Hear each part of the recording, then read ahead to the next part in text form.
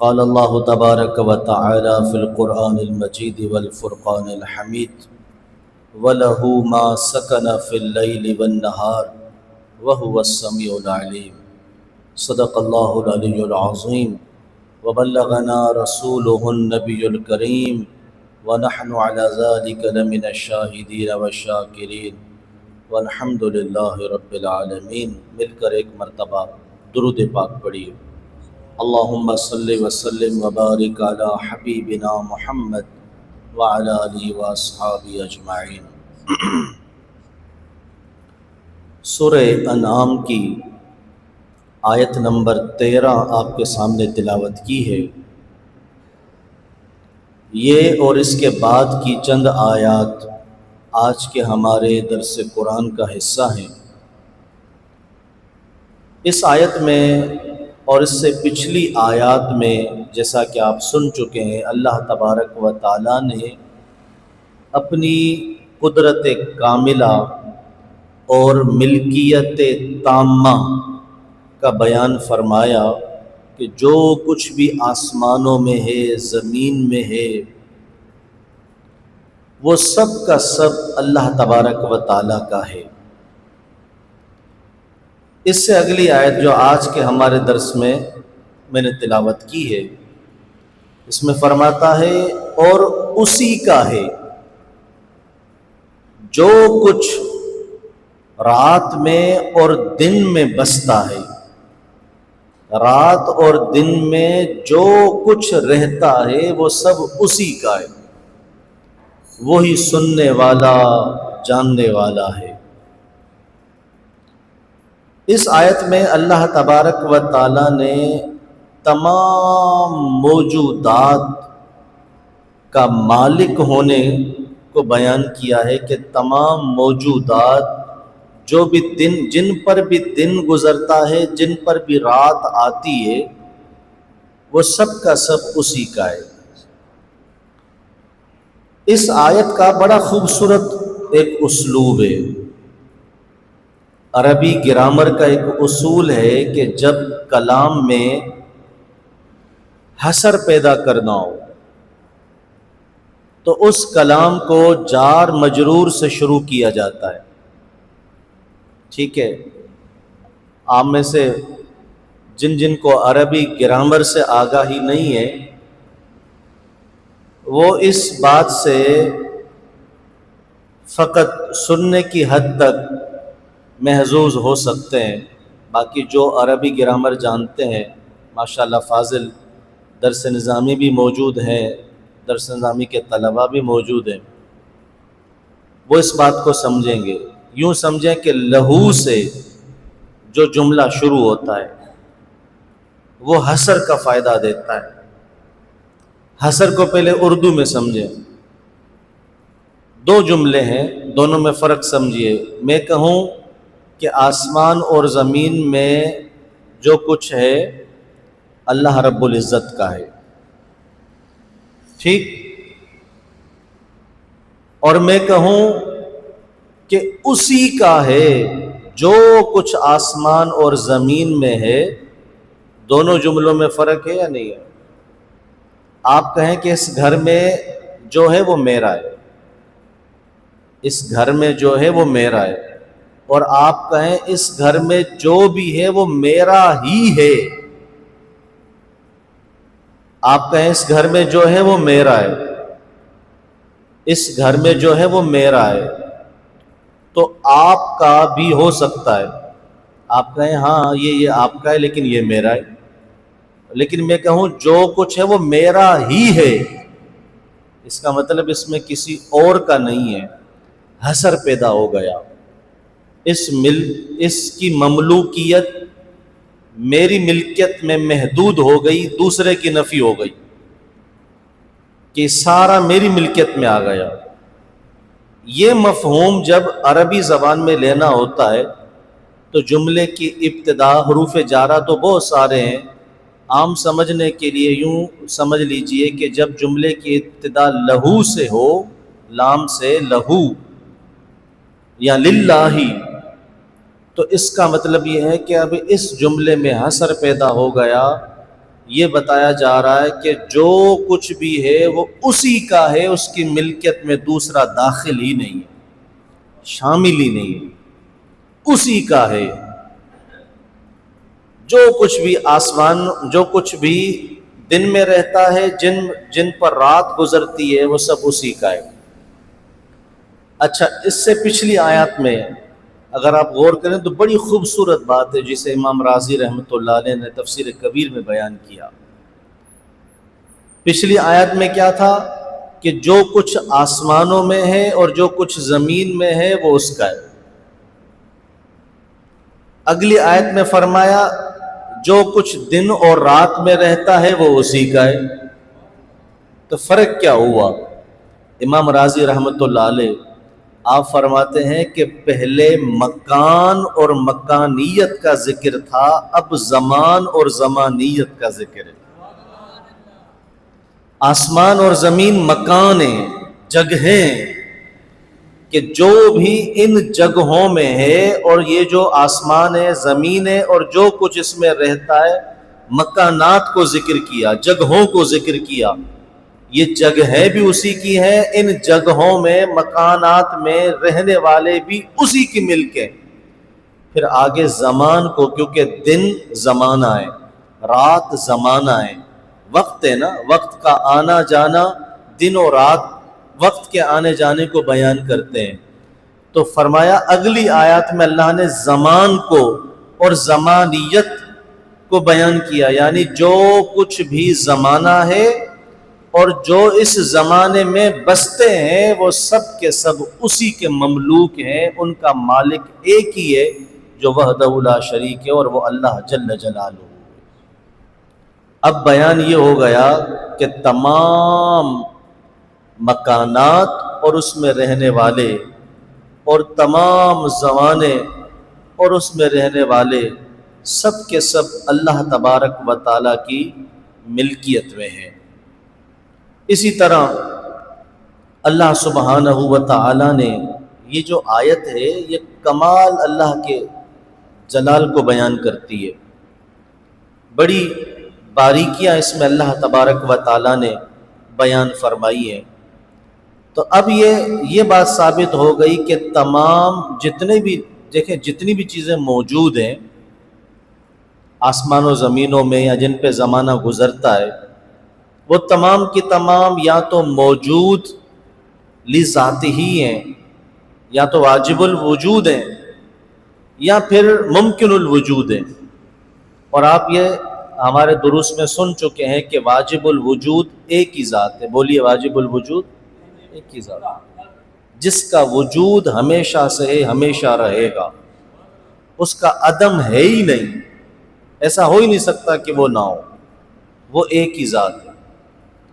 باقی ممکن الوجود ہیں، اور ممکن الوجود جس کا وجود ممکن ہو، ہونا بھی ممکن، نہ ہونا بھی ممکن، ایسا وجود جو بھی چیزیں رکھتی ہیں وہ سب کی سب ایجاد میں کسی موجد کی محتاج ہیں۔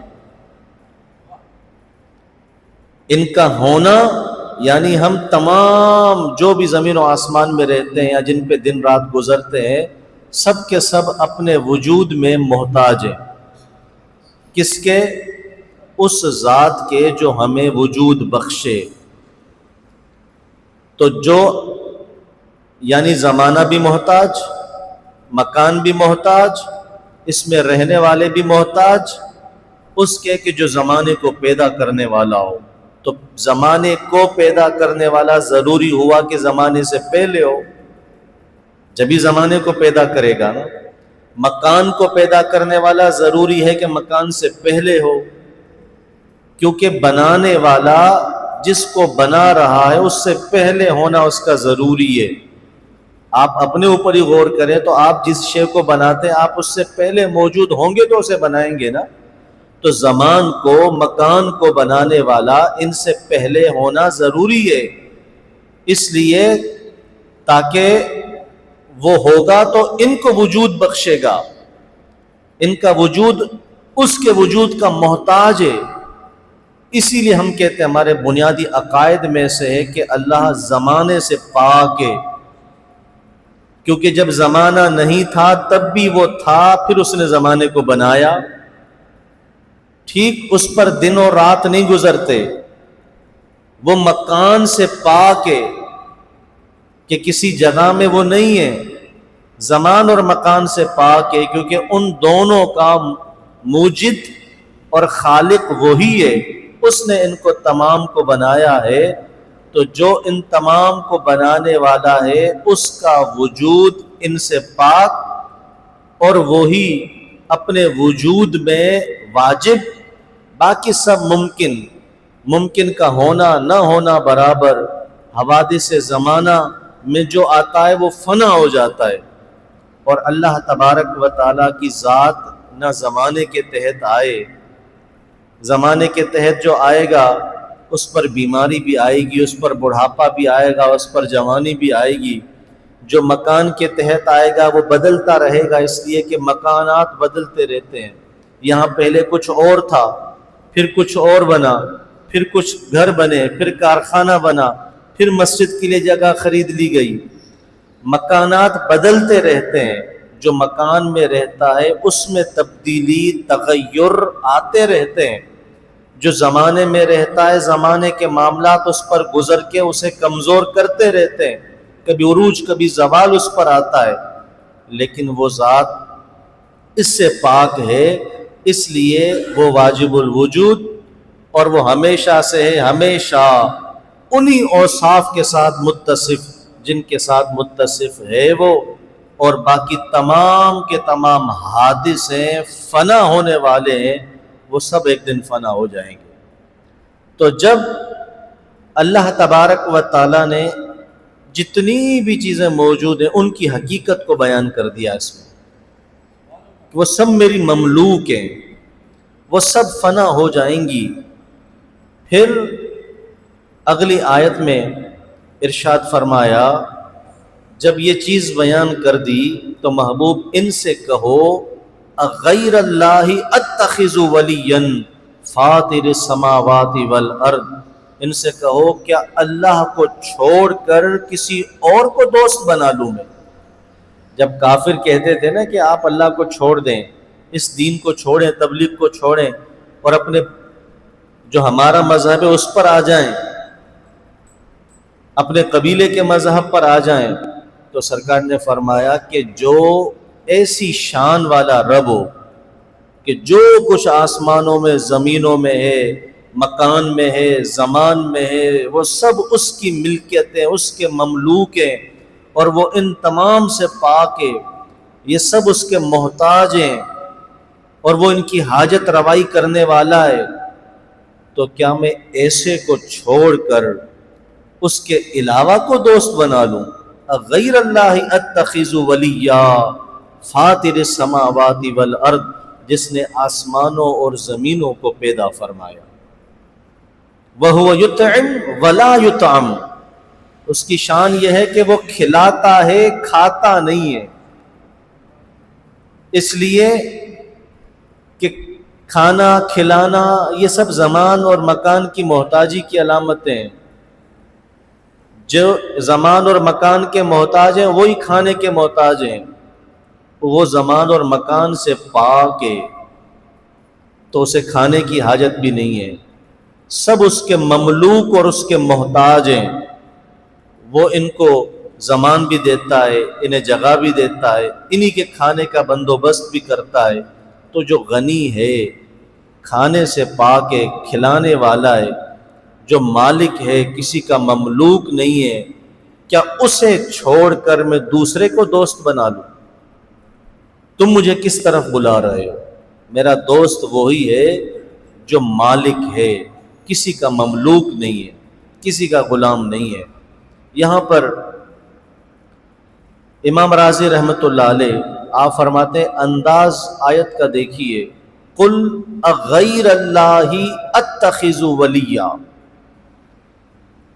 ٹھیک ہے، اتخذ یتخذ اتخاذ، اس کے دو مفعول آتے ہیں، اور عربی گرامر میں ترتیب یہ ہے کہ پہلے فعل، پھر فاعل، پھر مفعول آنا چاہیے.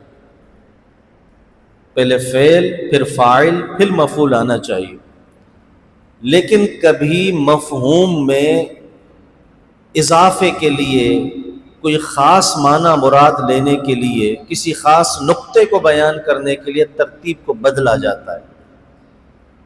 جیسے کہ جار مجرور بعد میں آنے چاہیے لیکن پہلے آئے تو حصر کا فائدہ دیا. یہاں اللہ کریم نے پہلے مفعول کو ذکر کیا، مفعول بھی اول کو، پھر فعل اور فاعل کو، پھر مفعول ثانی کو ذکر کیا. قل اغیر اللہ، کیا اللہ کو چھوڑ کر، اتخذو، میں بناؤں، میں دوست بناؤں، ولین، کسی کو دوست بناؤں اللہ کو چھوڑ کر.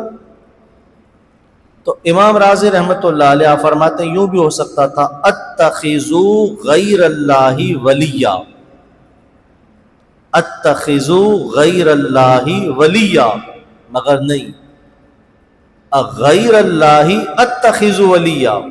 آیت یوں ہے، فرمایا اس لیے کہ عرب لوگوں کی عادت ہے کہ جب کسی خاص چیز کو بیان کیا ہوتا ہے اور خاص چیز کی نفی مراد ہوتی ہے تو اس چیز کو مقدم کر دیتے ہیں. یہ بلاغت کا اصول ہے، تقدیم و تاخیر، کہ کبھی کسی متہم بالشان کو بیان کرنے کے لیے لفظ کو مقدم کر دیا جاتا ہے، جہاں اس کا مقام ہوتا ہے اس سے اٹھا کر پہلے ذکر کیا جاتا ہے.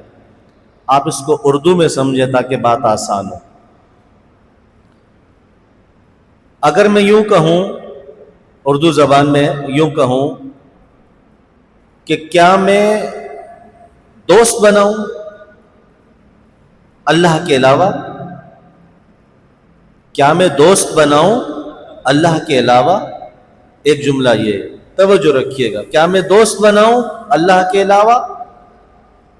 دوسرا جملہ اگر میں یہ کہوں کیا اللہ کے علاوہ میں کسی کو دوست بناؤں،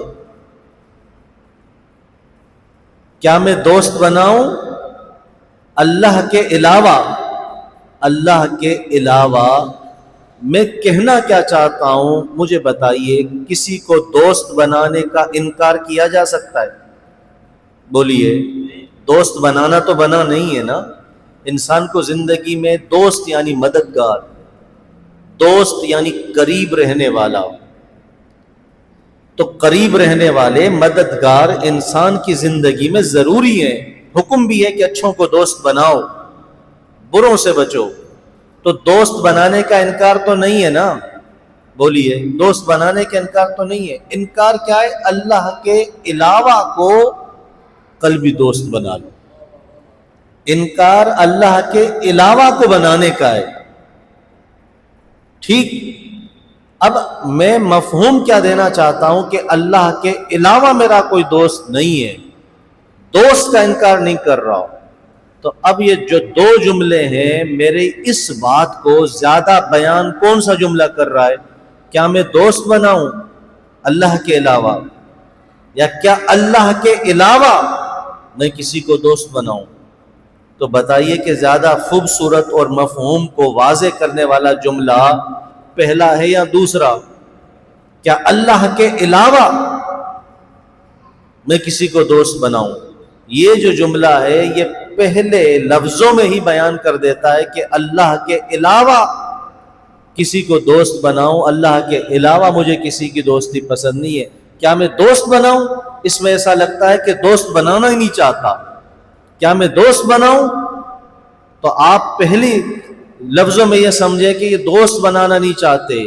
کیا میں دوست بناؤں اللہ کے علاوہ؟ پھر میں نے کہا تو آپ پر بات واضح ہوئی جب جملہ پورا ہوا تب.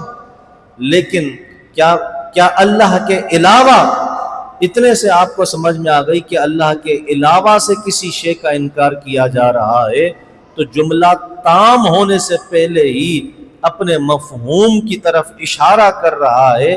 اس لیے یہ بلاغت کا، یہ قرآن کا کمال ہے کہ اللہ کریم نے اس میں اس انداز میں گفتگو فرمائی، ایسے آیات کی ترتیب رکھی کہ جو اپنے بعد والے لفظوں کی طرف بھی اشارہ دے رہے۔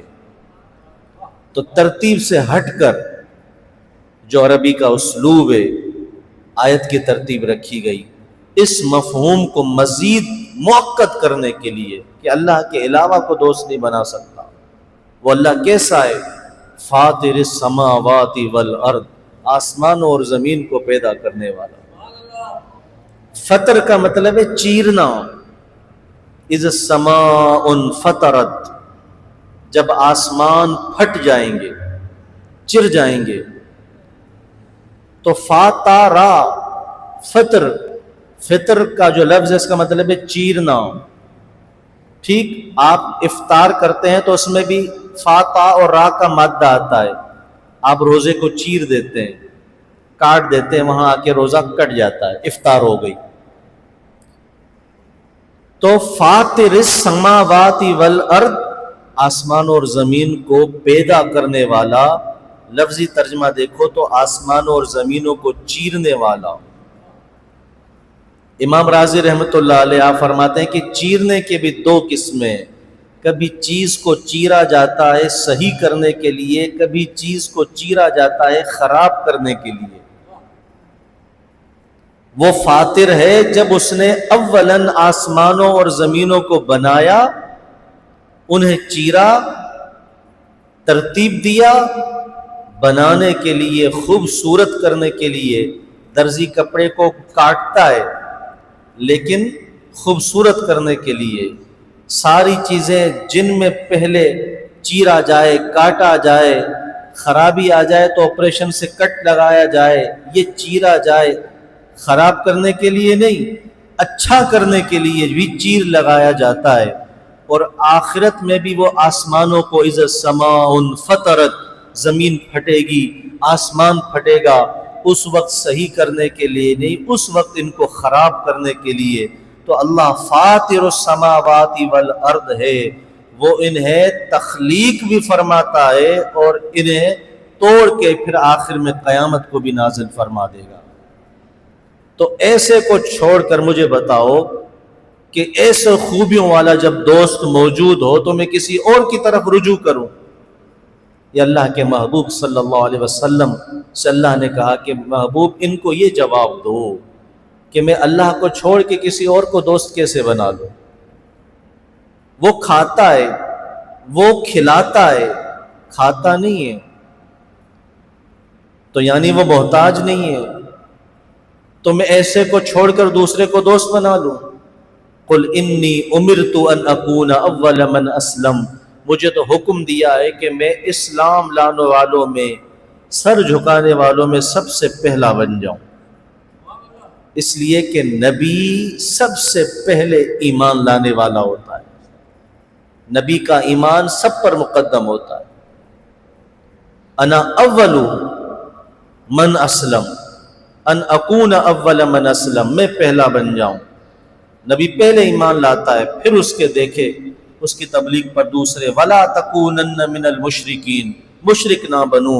قل انی اخاف ان عصیت ربی عذاب یوم عظیم، مجھے خوف ہے کہ اگر میں نافرمانی کروں، اگر میں نے نافرمانی کی تو درد بڑے دن کے عذاب کا مجھے خوف ہے۔